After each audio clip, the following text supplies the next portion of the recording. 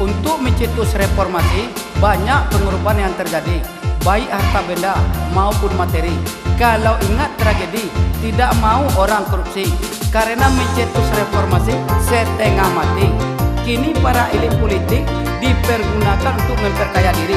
Janji reformasi menghabiskan korupsi, tapi sampai kini menjadi-jadi. Tuntutan rakyat tidak banyak-banyak, habiskan korupsi. Tidak ditanggapi sampai kini, masuk telinga kanan, keluar telinga kiri. Ini yang terjadi. Zaman kini, zaman reformasi, bisa kita katakan zaman orang korupsi. Lama reformasi, pemilu sudah 3 kali, namun sampai kini masih banyak orang korupsi.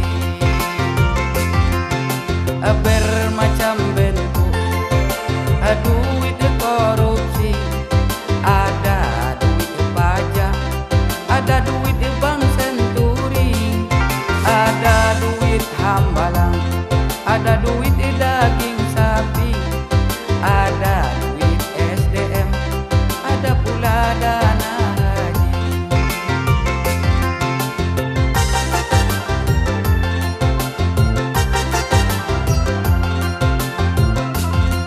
Sama kita lihat di televisi berita setiap hari tentang orang korupsi, membikin rakyat menonton sakit hati. Tujuan reformasi bukan untuk korupsi. Ada istilah duit korupsi, duit kotor, harus dicuci. Cara mencuci, beli rumah sama mobil Mercy.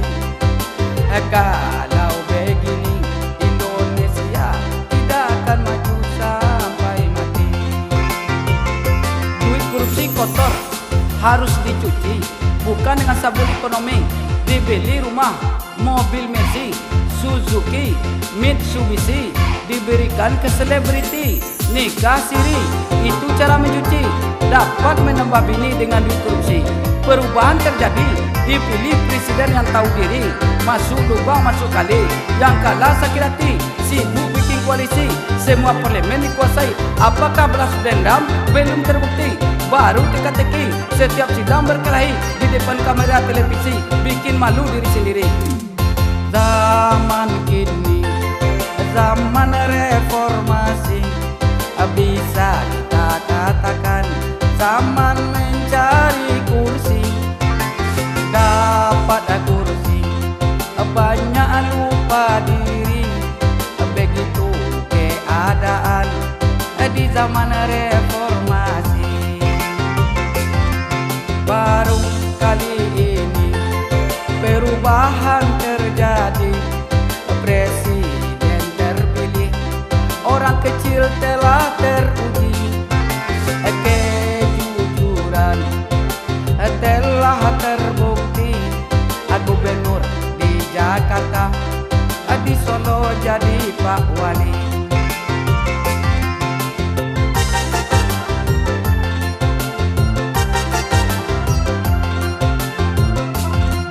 Sama kita lihat di televisi, semua rakyat terbuka jadi menteri.